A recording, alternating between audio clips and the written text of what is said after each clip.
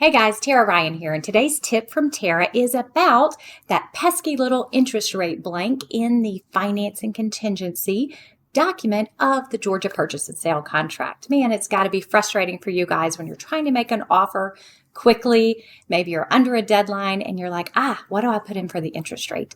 You might be working with a lender you don't know or trust and won't answer the phone, and you're kind of stuck because the buyer doesn't even know because the lender didn't even give them a sample quote or some information. So what do you do in that situation? Let's talk about it. In the most recent contract, they removed the column for the source of the loan, whether it's institutional or not, that type of thing. So that's not there, but the interest rate blank is still there. Last year, they changed it, though. Instead of having just specific rate, it says blank or higher. Okay, so what does that mean? Many folks believe that the interest rate in that contract protects the buyer if interest rates go up, that the buyer can get out of the contract if they can't get the interest rate that's put in that blank. That is not true. Go back and read it if you don't believe me, but nowhere in there does it say that the buyer can get out of the contract if they can't get that rate. What it does say that in order to terminate a contract under the financing contingency and be entitled to your earnest money back, the terms of the denial letter have to match the terms that are disclosed there.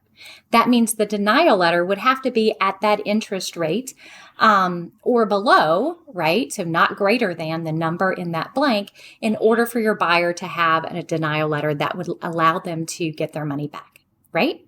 So what does this mean for you? It means you can aim high on that blank, right?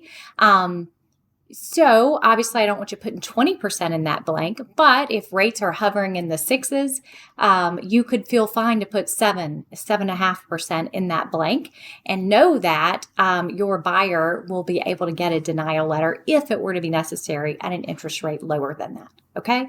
If you have a recent quote, you've had one in a couple weeks, you feel like rates have moved, you can round up, you can add a little buffer, put a number in there and keep your contract moving.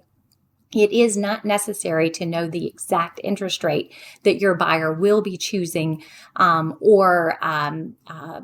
if you don't know if they're paying points or buying down the rate, it's okay. You don't have to know that in order to complete this financing contingency correctly and to protect your buyer. As always, if you have questions or anything else financing related, we are here to help. And yes, we are sending out a lot more content in 2024, and I don't want you to miss it. So like and subscribe so we can keep you in the loop. Have a great day.